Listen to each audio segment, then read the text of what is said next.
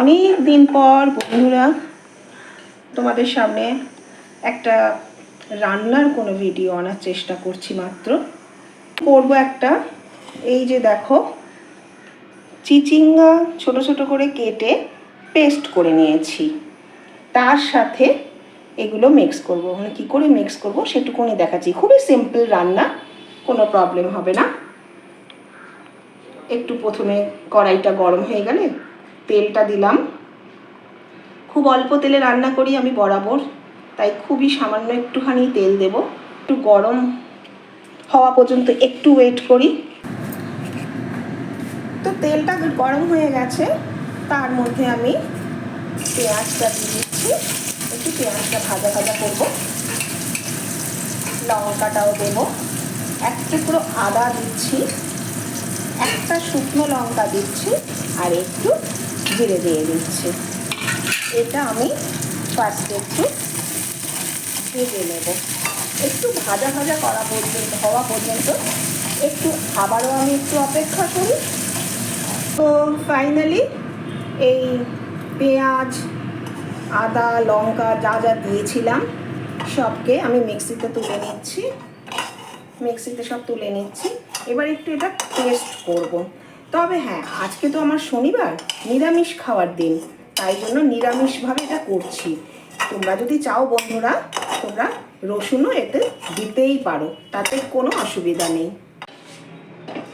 এদিকে আমার চিচিঙ্গা পেস্ট করা আছে।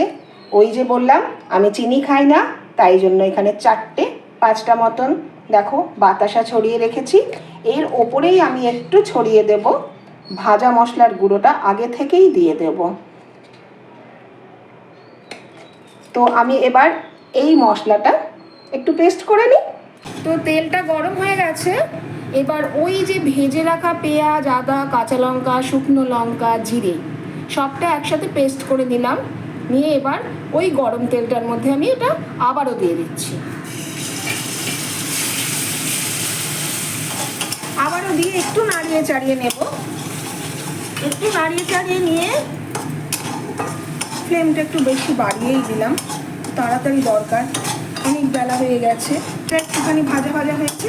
এবার আমি এতে দিয়ে দেব ভাজা মশলা বাতাসা এবং চিচিঙ্গা পেস্ট একসাথে করে রাখা, এটা আমি এতে ঢেলে দেব। কি হবে জানি না, জানো তো বন্ধু, ফার্স্ট টাইম অ্যাটেন্ড করছি। হাজবেন্ড বললেন যে এটাকে একটু বাটা করো, তাই জন্য রিস্ক নিয়ে করছি, তোমাদেরকেও শেয়ার করছি। তোমরা কিন্তু কেউ হাসবে না, হ্যাঁ, নিজেরা করে খেও। তখন তোমরা কিন্তু আমাকে জানাতেও ভুলো না যে কেমন লেগেছে। এবার দিয়ে দেবো একটু হলুদ,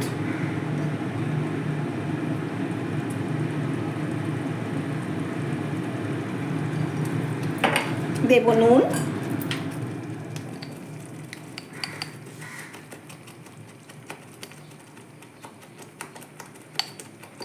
ব্যাস।